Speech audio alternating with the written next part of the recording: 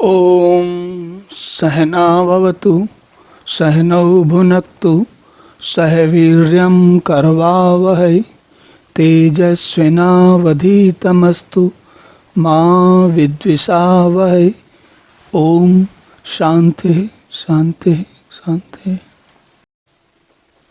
हरि ओम।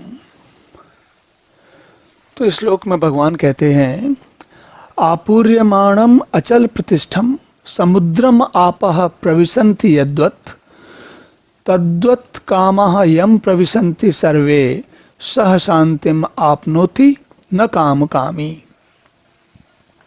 देखिए, तो भगवान कहते हैं जैसे नाना नदियों के जल से सब ओर से परिपूर्ण अचल प्रतिष्ठा वाले समुद्र में उसको विचलित न करते हुए सभी जो जल हैं वो समा जाते हैं, वैसे ही सब भोग जिस स्थिति प्रज्ञ पुरुष में किसी प्रकार का विकार उत्पन्न किए बिना ही समा जाते हैं, वही पुरुष परम शांति को प्राप्त होता है, भोगों को चाहने वाला नहीं।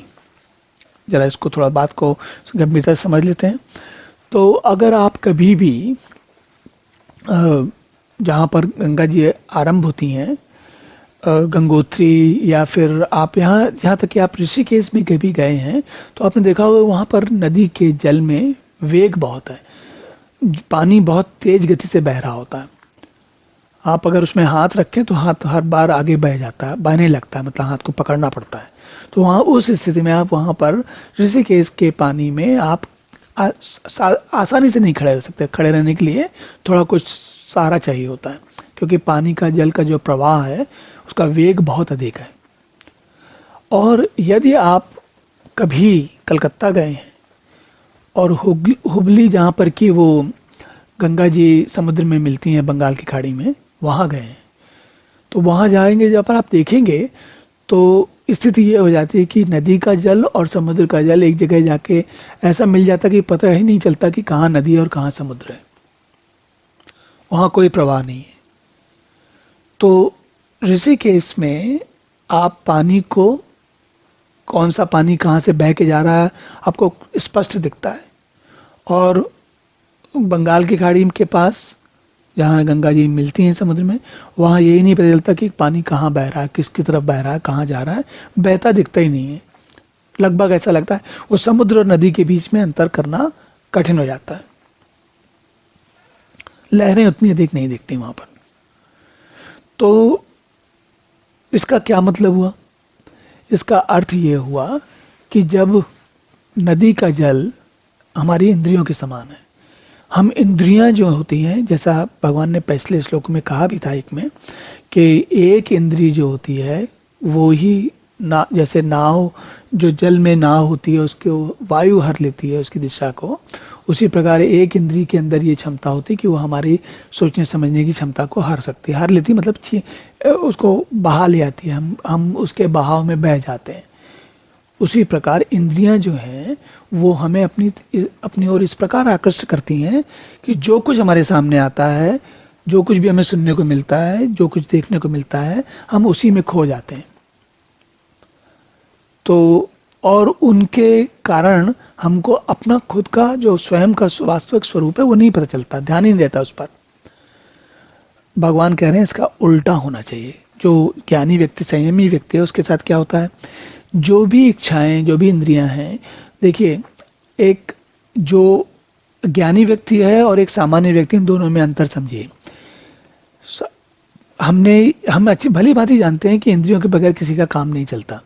ऐसा नहीं है कि आंखें ना देखें, या भोजन, मुंह से भोजन न किया जाए, या बातचीत न की जाए, या सुना न जाए, ये सारे आवश्यक हैं, जीवन को चलाने के लिए आवश्यक हैं, जीवन की सुरक्षा के लिए आवश्यक है, जीवन के कार्यकलापों के लिए आवश्यक है। तो ऐसा नहीं कि इनके बगैर किसी का काम चलता हो, किसी का काम नहीं चलता। भगवान केवल ये कह रहे हैं कि जब हम इंद्रियों के कार्य करें तो उनसे इतने अधिक प्रभावित ना हो जाएं कि हम ये भूल ही जाएं कि इंद्रियों के लिए जीवन जीना ही हमारा उद्देश्य नहीं है, उसके आगे भी कुछ और है। तो यहाँ पर बहुत ध्यान देने की बात यह है, ऐसा नहीं करना है कि अपने आप को हर चीज से रोक के बैठ जाना है। जीवन के सारे कार्य व्यवहार आवश्यक हैं, उनके बिना किसी का काम नहीं चलता। तो हमको क्या करना चाहिए कार्य करते वक्त, कोई भी काम करते वक्त, जैसे कोई अच्छा सुंदर दृश्य दिखा तो क्या हमें उसका आनंद नहीं लेना चाहिए? बिल्कुल लेना चाहिए। लेकिन उस आनंद में खो जाएं और बाकी सारे काम बंद कर दें तो उससे तो नहीं चलेगा काम। इतना तो हम सभी को समझ में आता है।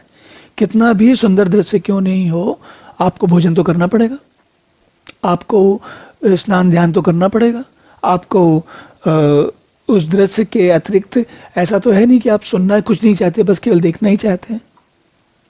तो भगवान हमें ये याद दिला रहे हैं कि इंद्रियों को उनको अपना काम करने दें, लेकिन उनमें अपने जीवन का मुख्य उद्देश्य भूल ना जाएं। और भगवान यही कहते हैं कि देखिए, स्थित प्रज्ञ पुरुष में किसी प्रकार का विकार नहीं होता जब वो उसका इंद्रियों से संयोग होता है, यानी कि जब वो कोई नया अच्छा दृश्य देखता है तो वो विकार नहीं उत्पन्न होता। मतलब वो ठीक है, देखता है, उसे भी आनंद आता है, वो भी एंजॉय करता है, लेकिन ऐसा एंजॉय नहीं करता कि बाकी सारे काम बंद हो जाएं। क्या काम बंद हो जाए? आप अपना वास्तविक स्वरूप भूल जाएं कि आप हैं क्या। तो शांति कब होगी? जब आप अपने स्वरूप में होंगे, क्योंकि हर इंद्रिय नहीं तो वायु की जैसे वायु को जल में वायु नाव को बहा ले आती है, ऐसे ही हर इंद्रिय आपको बहा ले जाएगी। आप खो जाएंगे और उसी में भूल जाएंगे, और जिस के पीछे जाएंगे उससे थोड़ी देर तो आनंद आएगा, बाद में वही अशांति का कारण बन जाएगा। तो शांति कब मिलेगी? जब आप सारे कार्यक्रम करते चलें और उनकी स्थिति को यथावत ठीक तरीके से जाने, उसमें ऐसे न उलझ जाएं कि आपके लिए वो अशांति का कारण बने। चलिए अब अगला श्लोक देखते हैं।